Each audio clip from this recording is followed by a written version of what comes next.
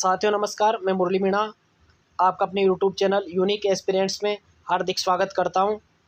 हमने नियमित रूप से राजस्थान के इतिहास की अभ्यास एमसीक्यू स्टार्ट कर रखे हैं और आज हमारा टॉपिक है राजस्थान का एकीकरण, जिसके ऊपर अभ्यास करवाया जाना है। इस अभ्यास के दौरान मेरा मकसद यह है कि आपको ऐसे क्वेश्चंस सामने रखे जाएं जो आपको अच्छे तरीके से समझ में आए और उनका अभ्यास अपन करेंगे तो परीक्षा के अंदर इनके अंदर अगर अपन गलती कर रहे हैं तो वहाँ पर हमसे गलतियाँ नहीं होगी। तो चलते हैं, हमारा पहला प्रश्न शुरू करते हैं। हमारा पहला प्रश्न है, एकीकरण के समय कौन सा ठिकाना नहीं कहलाता था? ऑप्शन है लावा, कुशलगढ़, शाहपुरा, नीमराणा। तो इस प्रश्न का सही जवाब है शाहपुरा, ऑप्शन नंबर सी। क्योंकि उस समय राजस्थान के एकीकरण के समय राजस्थान में 3 ठिकाने थे, लावा, कुशलगढ़ और नीमराणा। ये 3 ठिकाने थे। अगर रियासतों की बात करी जाए तो उस समय रियासतें थी 19, 3 ठिकाने हो गए और एक था केंद्र शासित प्रदेश अजमेर मेरवाड़ा। तो इनसे मिलकर राजस्थान का एकीकरण 1 नवंबर 1956 को ये संपन्न हुआ था, जिसके अंदर इन सभी को समाहित करने का प्रयास किया गया था।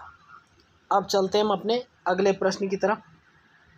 हमारा अगला प्रश्न है, 5 जुलाई 1947 को सरदार वल्लभ भाई पटेल के नेतृत्व में गठित रियासती विभाग के सचिव कौन थे? ऑप्शन है के.एम. मुंशी, वी.पी. मेनन, टीकाराम पालीवाल, शोभाराम कुमावत। तो इस प्रश्न का सही जवाब है वी.पी. Menon, option B.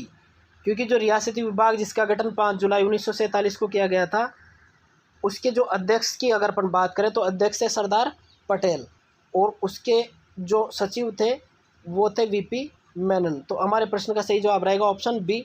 अगर उसके अध्यक्ष की पूछ ले तो सरदार पटेल उसके अध्यक्ष थे, गठन पूछ ले तो 5 जुलाई 1947 को रियासती विभाग का गठन हुआ था और सचिव की पूछे तो वी.पी. मेनन उसके सचिव थे। अब चलते हैं हम अपने अगले प्रश्न की तरफ। इसमें अपन को सम्मिलित करना है, सबसे प्राचीन रियासत मेवाड़, सबसे नवीन रियासत शाहपुरा, सबसे बड़ी रियासत मारवाड़ और सबसे छोटी रियासत झालावाड़। तो मित्रों, इस प्रश्न का जो अगर अपन को सम्मिलित करना है तो सबसे प्राचीन रियासत मेवाड़ थी, एक को एक से मिला देंगे अपन। और सबसे नवीन रियासत की मैं बात करूँ तो सबसे नवीन रियासत मानी थी झालावाड़। सबसे बड़ी रियासत उस समय थी मारवाड़ और सबसे छोटी रियासत थी शाहपुरा। तो इस प्रश्न का सही जवाब बनना चाहिए 1 4 3 2, 1 4 3 2, 1 4 3 2, ऑप्शन नंबर सी। इस प्रश्न का सही जवाब बनेगा ऑप्शन नंबर सी। अब चलते हैं हम अपने नेक्स्ट क्वेश्चन की तरफ। हमारा अगला प्रश्न है, अप्रैल 1948 में गठित संयुक्त राजस्थान के प्रधानमंत्री और राज प्रमुख क्रमशः कौन थे? ऑप्शन है हीरालाल शास्त्री व महाराणा भूपाल सिंह, गोकुललाल लसावा व महाराणा भीम सिंह, माणिक्यलाल वर्मा व महाराणा भूपाल सिंह, शोभाराम कुमावत व उदयभान सिंह। तो इस प्रश्न का सही जवाब है ऑप्शन नंबर सी। क्योंकि जो संयुक्त राजस्थान था उसके प्रधानमंत्री माणिक्यलाल वर्मा थे और उसके राज प्रमुख महाराणा भूपाल सिंह थे। ऑप्शन सी हमारे प्रश्न का सही जवाब बन जाएगा। हमारा अगला क्वेश्चन है, 1952 में बने अजमेर मेरवाड़ा केंद्र शासित प्रदेश के प्रथम व अंतिम मुख्यमंत्री का नाम बताइए जो 1 नवंबर 1956 तक अजमेर के राजस्थान में विलय होने तक मुख्यमंत्री रहे। ऑप्शन है दामोदर दास राठी, हीरालाल शास्त्री, कामता प्रसाद ओझा, हरिभाऊ उपाध्याय। तो इस प्रश्न का सही जवाब है Haribhau Upadhyay, option number D. क्योंकि हरिभाऊ उपाध्याय जो थे वो अजमेर मेरवाड़ा के गठन 1952 से लेकर राजस्थान के एकीकरण के संपन्न होने तक 1 नवंबर 1956 तक अजमेर के जो मुख्यमंत्री थे वो रहे थे। अब चलते हैं हम अपने अगले प्रश्न की तरफ और हमारा अगला प्रश्न है, किस रियासत के महारावल चंद्रवीर सिंह ने राजस्थान संघ के निर्माण के समय विलय पत्र पर हस्ताक्षर करते समय कहा कि मैं अपने डेथ वारंट पर साइन कर रहा हूँ, हस्ताक्षर कर रहा हूँ? ऑप्शन है डूंगरपुर, उदयपुर, बांसवाड़ा और जोधपुर। इस प्रश्न का सही जवाब है बांसवाड़ा, ऑप्शन नंबर सी। क्योंकि जब दूसरा चरण चल रहा था पूर्व राजस्थान संघ, जिसको अपन नाम देते हैं 25 मार्च 1948 को संपन्न हुआ था और इस दिन जब बांसवाड़ा के शासक चंद्रवीर सिंह हस्ताक्षर कर रहे थे विलय पत्र पर तो उन्होंने एक कथन कहा था कि मैं अपने डेथ वारंट पर हस्ताक्षर कर रहा हूँ। अब चलते हैं हम अपने नेक्स्ट क्वेश्चन पर। कौन से संविधान संशोधन द्वारा ए, बी व सी श्रेणी का भेदभाव समाप्त कर राज्य व केंद्र शासित प्रदेश कर दिया गया तथा राज प्रमुख के स्थान पर राज्यपाल पद सृजित किया गया? ऑप्शन है 10वां संशोधन, 7वां संशोधन, 13वां संशोधन, 12वां संशोधन। इस प्रश्न का सही जवाब है 7वां संविधान संशोधन। ये 1956 के अंदर हुआ था और इस संविधान संशोधन द्वारा जो राज्यों की श्रेणियाँ थी ए, बी और सी, इनको खत्म कर दिया गया था और उनके बजाय उन्होंने राज्य और केंद्र शासित प्रदेश सिर्फ 2 ही श्रेणियाँ रखी थी और साथ ही साथ राज प्रमुख का पद समाप्त करके राज्यपाल कर दिया था। और राज्यपाल के रूप में पहले राज्यपाल जो थे उनको के रूप में गुरुमुख निहाल सिंह को राजस्थान का राज्यपाल बना दिया गया था। तो हमें ये चीज़ें विशेष ध्यान रखनी है, गुरुमुख निहाल सिंह। अब चलते हैं हम अपने नेक्स्ट क्वेश्चन पर। राजस्थान के एकीकरण के 7वें चरण 1 नवंबर 1956 के दौरान कोटा जिले के किस क्षेत्र को मध्य प्रदेश में मिलाया गया? ऑप्शन है मंदसौर, सुनेल टप्पा, सिरोंज, मेरवाड़ा। इस प्रश्न का सही जवाब है सिरोंज क्षेत्र। जो सिरोंज क्षेत्र था कोटा का था और कोटा के इस क्षेत्र को जो है मध्य प्रदेश के रतलाम जिले के अंदर मिलाया गया था और वहाँ का जो क्षेत्र था मध्य प्रदेश का सुनेल टप्पा, उसको अंतिम चरण अंदर राजस्थान में झालावाड़ जिले के अंदर मिलाकर हमारा एकीकरण का कार्य जो था उसको संपन्न किया गया था। तो हमें ध्यान रखना है कि सिरोंज को तो कोटा का जो क्षेत्र था उसको एमपी में मिलाया गया था और सुनेल टप्पा को जो है वो राजस्थान में मिलाया गया था। अब चलते हैं हम अपने नेक्स्ट क्वेश्चन पर। कुशलगढ़ ठिकाना राजस्थान में कब शामिल किया गया? ऑप्शन है 18 मार्च 1950, 25 मार्च 1948, 19 अप्रैल 1950 और 30 मार्च 1949। इस प्रश्न का सही जवाब है ऑप्शन नंबर बी 25 मार्च 1948। जब द्वितीय चरण चल रहा था, सेकंड चरण, उस चरण के अंदर इस कुशलगढ़ ठिकाने को राजस्थान में मिलाया गया था। तो इस चीज़ का हमें ध्यान रखना है। अब चलते हैं हम अपने नेक्स्ट क्वेश्चन पर। 30 मार्च 1949 को स्थापित वृहद राजस्थान के प्रथम प्रधानमंत्री कौन थे? ऑप्शन है लाल बहादुर शास्त्री, मथुरा दास माथुर, हीरालाल शास्त्री, गोकुलभाई भट्ट। तो इस प्रश्न का सही जवाब है हीरालाल शास्त्री। 30 मार्च 1949 के दिन जो प्रथम प्रधानमंत्री होने का सौभाग्य प्राप्त हुआ था वृहद राजस्थान का, वो हीरालाल शास्त्री को हुआ था। और 30 मार्च के संबंध में एक और विशेष चीज़ है कि इस दिन अपन राजस्थान दिवस मनाते हैं, ये भी हमें ध्यान रखना है, राजस्थान दिवस। अब चलते हैं हम अपने अगले प्रश्न पर। निम्न में से कौन सा युग्म असुमेलित है? एक तरफ रियासत का नाम है, दूसरी तरफ एकीकरण की तिथि दे रखी है। सुनेल टप्पा 1 नवंबर 1956, ये बिल्कुल सही है। बीकानेर 18 अप्रैल 1948, ये गलत है। इसको मिलाया गया था 30 मार्च 1949 के दिन। कोटा जो है यहाँ पर ये मिस्टेक हो गया, यहाँ पर 1948 है, 25 मार्च 1948, तो ये सही है। सिरोही जो है 26 जनवरी 1950, ये भी सही है। तो इस प्रश्न का सही जवाब बनेगा ऑप्शन नंबर बी 18 अप्रैल 1948 नहीं होकर 30 मार्च 1949 है। और ये जो कोटा था वहाँ पर बाई मिस्टेक 1950 लिखने में आ गया, 1948 में इसका एकीकरण हुआ था 25 मार्च 1948 को। अब चलते हैं हम अपने नेक्स्ट क्वेश्चन पर। हमारा प्रश्न है सुमेलित कीजिए। एक तरफ संघ का नाम है, दूसरी तरफ प्रधानमंत्री का नाम है। मत्स्य संघ गोकुललाल असावा, राजस्थान संघ शोभाराम कुमावत, संयुक्त राजस्थान हीरालाल शास्त्री, वृहद राजस्थान माणिक्यलाल वर्मा। तो अपन को सुमेलित करके देखना है। मत्स्य संघ के जो थे वो शोभाराम कुमावत थे और राजस्थान संघ के हैं गोकुललाल असावा, संयुक्त राजस्थान के माणिक्यलाल वर्मा और वृहद राजस्थान के हीरालाल शास्त्री। तो 2, 1, 4, 3 इस प्रश्न का सही जवाब होना चाहिए ऑप्शन नंबर सी 2, 1, 4, 3। इसी के द्वारा अपन मिला सकते हैं। अब चलते हैं हम अपने नेक्स्ट क्वेश्चन पर। भारत सरकार के नियमों के अनुसार कुल 565 रियासतों में से कौन सी रियासतें अपना स्वतंत्र अस्तित्व रख सकती थी? मतलब वो शर्त कौन सी थी जिसको इनमें से कौन रियासतें पूरी करती हो? वार्षिक आमदनी 50 लाख या जनसंख्या 8 लाख से अधिक हो, वार्षिक आमदनी 1 करोड़ या जनसंख्या 10 लाख से अधिक हो, वार्षिक आमदनी 2 करोड़ या जनसंख्या 20 लाख से अधिक हो, वार्षिक आमदनी 1.5 करोड़ या जनसंख्या 15 लाख से अधिक हो। तो इस प्रश्न का सही जवाब है वार्षिक आमदनी 1 करोड़ और जनसंख्या 10 लाख से अधिक हो, ये सही है। इसी के आधार पर रियासत अपना अस्तित्व स्वतंत्र रूप से रख सकती थी। बाकी तीनों ऑप्शन हमारे गलत है, तो ऑप्शन बी हमारे इस प्रश्न का सही जवाब बन जाएगा। अब चलते हैं हम अपने अगले प्रश्न पर। राजस्थान की किस रियासत में भारत संघ में विलय हेतु विलय पत्र पर राज्य में सबसे अंत में हस्ताक्षर किए थे? ऑप्शन है धौलपुर, जोधपुर, बीकानेर और अजमेर। तो इस प्रश्न का सही जवाब है धौलपुर। धौलपुर के जो शासक थे उनका नाम था उदयभान सिंह और ये उदयभान जो सिंह थे उदयभान सिंह जो थे, इन्होंने 14 अगस्त 1947 के दिन जाकर इस विलय पत्र पर हस्ताक्षर किए थे। तो सबसे आखिर में हस्ताक्षर करने वाले व्यक्ति थे धौलपुर के शासक उदयभान सिंह। अब चलते हैं हम अपने नेक्स्ट क्वेश्चन पर। राजस्थान की कौन सी रियासत पृथक अस्तित्व बनाए रखने की दोनों शर्तें पूरी करती थी? दोनों शर्तों का मतलब, एक तो 1 करोड़ वार्षिक आय और एक 10 लाख से अधिक की जनसंख्या। इन शर्तों को पूरी करने वाली रियासतों के नाम पूछे अपन से। तो जयपुर, उदयपुर जोधपुर, जयपुर, बीकानेर, और ऑप्शन डी है उपयुक्त सभी। तो इस प्रश्न का सही जवाब है ऑप्शन डी, क्योंकि उस समय जयपुर, जोधपुर, बीकानेर और जैसलमेर इन शर्तों को पूरी करती थी। अब चलते हैं हम अपने नेक्स्ट क्वेश्चन पर। संविधान निर्मात्री सभा में राजस्थान से 11 सदस्य भेजे गए थे, जिनमें से 10 सदस्य देशी रियासतों से वो 1 सदस्य चीफ कमिश्नरी प्रांत से था। चीफ कमिश्नरी प्रांत अजमेर से संविधान निर्मात्री सभा में किसे भेजा गया था? ऑप्शन है जसवंत सिंह, हरिभाऊ उपाध्याय, मुकुट बिहारी भार्गव, मथुरादास माथुर। तो इस प्रश्न का सही जवाब है Mukut Bihari Bhargava. Option number C हमारे प्रश्न का सही जवाब रहेगा।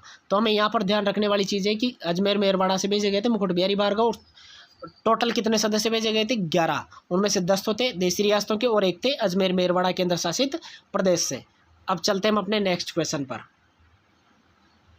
रियासतों से संबंधित समस्याओं के समाधान के लिए रियासती विभाग की स्थापना कब की गई थी? ऑप्शन है 15 अगस्त 1947, 26 जनवरी 1950, 5 जुलाई 1947, 31 जुलाई 1947। तो इस प्रश्न का सही जवाब है 5 जुलाई 1947। इस दिन रियासती विभाग की स्थापना की गई थी। अगर रियासती विभाग के अध्यक्ष की बात करें तो अध्यक्ष थे सरदार पटेल, और सचिव की बात करें तो सचिव थे वीपी मेनन। तो हमें ये तीनों तथ्य ध्यान रखने हैं कि अध्यक्ष तो थे सरदार पटेल, सचिव वीपी मेनन, और स्थापना 5 जुलाई 1947। अब चलते हैं हम अपने नेक्स्ट क्वेश्चन पर। राजस्थान के एकीकरण के प्रथम चरण के बारे में कौन सा कथन असत्य है? ऑप्शन है भारत सरकार ने 7 फरवरी 1948 को अलवर के महाराजा तेज सिंह और दीवान खरे को दिल्ली में नज़रबंद कर दिया। ये बिल्कुल सही है। पूर्वी राजस्थान में अलवर और भरतपुर राज्यों ने मुसलमानों ने अलग से मेवा स्थान बनाने की मांग को लेकर उत्पात मचाना शुरू कर दिया। ये भी बिल्कुल सही है। 27 फरवरी 1948 को धौलपुर, करौली, भरतपुर और अलवर राज्यों के शासकों को दिल्ली बुलाकर संघ निर्माण का प्रस्ताव उनके सामने रखा। ये भी सही है। 1 मार्च 1948 को चारों शासकों ने इसे स्वीकार कर दस्तावेज पर हस्ताक्षर कर दी। ये गलत है, क्योंकि 1 मार्च को नहीं किए गए थे, बल्कि 28 फरवरी 1948 को इन्होंने हस्ताक्षर किए थे। तो ऑप्शन नंबर 4 हमारे प्रश्न का सही जवाब हो जाएगा। तो इस प्रकार से इस प्रश्न का सही आंसर रहेगा ऑप्शन नंबर 4। अब चलते हैं हम अपने नेक्स्ट क्वेश्चन पर। The story of integration of Indian status पुस्तक किसकी है? ऑप्शन है जवाहरलाल नेहरू, सरदार पटेल, वीपी मेनन, हीरालाल शास्त्री। तो इस प्रश्न का सही जवाब है वीपी मेनन। ये वही वीपी मेनन है जो रियासती विभाग के सचिव की भूमिका में थे और जिसके अध्यक्ष थे सरदार पटेल। अब चलते हैं हम अपने नेक्स्ट क्वेश्चन पर। कोटा, बूंदी और झालावाड़ राज्यों को मिलाकर एक संयुक्त राज्य हाड़ौती संघ बनाने का इच्छुक थे। ऑप्शन है महाराव भीम सिंह, महाराणा भूपाल सिंह, महाराव लक्ष्मण सिंह, महाराव बहादुर सिंह। इस प्रश्न का सही आंसर है महाराव भीम सिंह, जो कोटा के से, और इन्होंने ही प्रयास किया था कि कोटा, बूंदी और झालावाड़ राज्यों को मिलाकर के एक हाड़ौती संघ का निर्माण किया जाए। अब चलते हैं हम अपने नेक्स्ट क्वेश्चन पर। हमारा अगला प्रश्न है डूंगरपुर के महारावा लक्ष्मण सिंह ने डूंगरपुर, बांसवाड़ा, प्रतापगढ़ में कुशलगढ़ को सम्मिलित करके कौन सा संघ बनाने का प्रयास किया था? ऑप्शन है वांगड़ संघ, हाड़ौती संघ, मारवाड़ संघ, वागड़ संघ। तो इस प्रश्न का सही जवाब है option number 4, option number D, Vagad संघ। इसके अंदर इन्होंने डूंगरपुर, बांसवाड़ा, प्रतापगढ़ और कुशलगढ़ को मिला करके संघ बनाने का प्रयास किया था। वागड़ संघ का डूंगरपुर के महारावल लक्ष्मण सिंह ने। अब चलते हैं हम अपने नेक्स्ट क्वेश्चन पर। राजस्थान के एकीकरण के समय कौन सा ठिकाना क्षेत्रफल की दृष्टि से सबसे बड़ा था? ऑप्शन है लावा, नीमराणा, कुशलगढ़, शाहपुरा। तो इस प्रश्न का सही जवाब है कुशलगढ़ ठिकाना। ऑप्शन नंबर सी हमारा आंसर हो जाएगा, क्योंकि यही सबसे बड़ा ठिकाना उस समय हुआ करता था। अब चलते हैं हम अपने नेक्स्ट क्वेश्चन पर। कौन सा सुमेलित नहीं है? एक तरफ एकीकरण के चरण है, दूसरी तरफ एकीकरण की दिनांक है। प्रथम चरण। अब चलते हैं हम अपने अगले प्रश्न पर, जिसमें सुमेलित नहीं है ये देखना है अपन को। एक तरफ एकीकरण की दिनांक है, दूसरी तरफ एकीकरण के चरण के बारे में पूछा है। प्रथम चरण 18 मार्च 1948, ये सही है। पंचम चरण 15 मई 1948, ये गलत है। पंचम चरण इस समय नहीं हुआ था। तृतीय चरण 18 अप्रैल 1948, ये भी सही है। षष्ठम चरण 26 जनवरी 1950, ये भी सही है। अगर अपन पंचम चरण की बात करें तो जो पंचम चरण है वो 15 मई 1949 को हुआ था, 15 मई 1949, और जबकि यहाँ पर लिखा हुआ है 1948।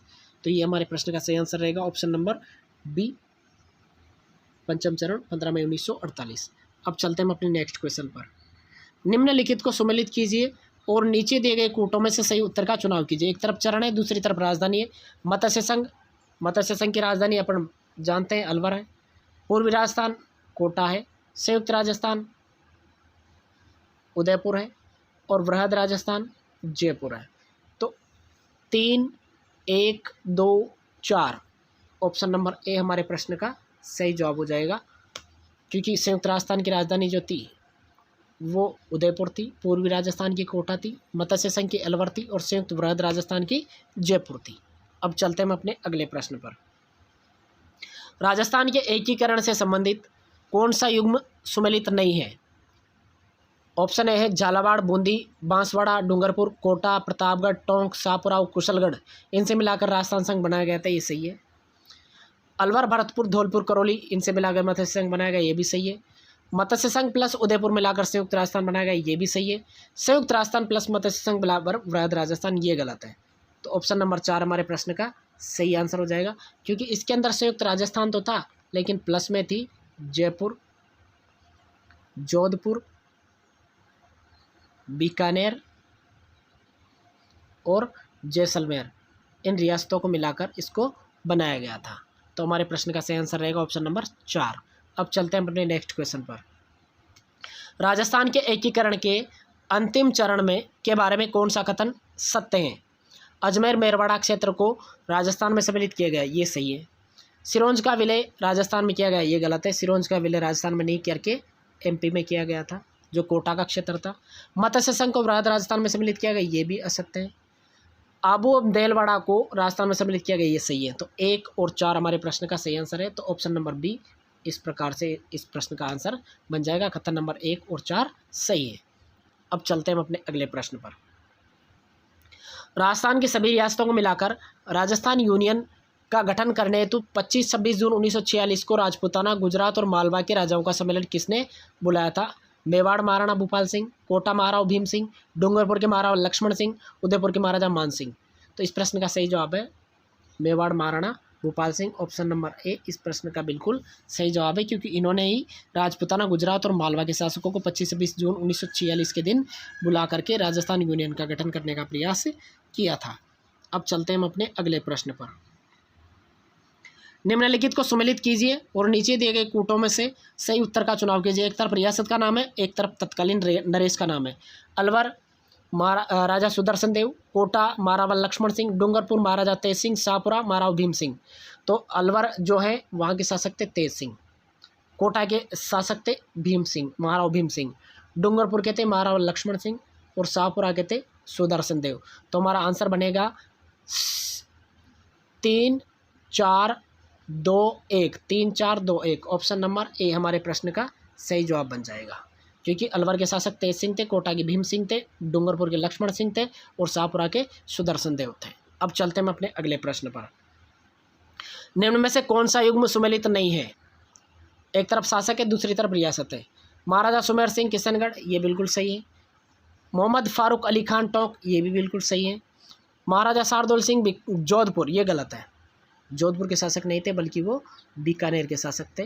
तो हमारे प्रश्न का आंसर बनेगा ऑप्शन नंबर सी, अंबिका प्रसाद सिन्हा प्रतापगढ़, ये भी सही है। अंतिम प्रश्न है, राजस्थान के एकीकरण के बाद सर्वाधिक प्रीपर्स किस शासक को प्राप्त थी? जयपुर, शाहपुरा, उदयपुर, अलवर। तो इस प्रश्न का सही आंसर है ए जयपुर। जयपुर के शासक को सबसे ज़्यादा प्रीफरेंस दी जाती थी। तो इस प्रकार हमारी कक्षा संपन्न हुई। मैं उम्मीद करता हूँ कि आज का जो टॉपिक है वो आपको अच्छे तरीके से समझ में आया होगा, और जो भी इस चैनल पर नए हैं वो इस चैनल को सब्सक्राइब कर लें ताकि आपकी डेली प्रैक्टिस होती रहे, और हम प्रारंभिक परीक्षा से पहले आपका सिलेबस पूरा करने का प्रयास करेंगे ताकि उसमें सभी विषयों को समाहित किया जा सके। और मेरा प्रयास ये रहेगा कि आपको डेली एक दिन पहले ही नेक्स्ट क्लास का जो चैप्टर है उसको बता दिया जाएगा और उसी का अभ्यास करवाया जाएगा, ताकि आपकी तैयारी अच्छे तरीके से हो सके। और मैं आप सभी की प्रारंभिक परीक्षा में पास होने के लिए शुभकामनाएं देता हूं और उम्मीद करता हूं कि आप सभी अच्छी मेहनत कर रहे होंगे। जय हिंद, जय भारत।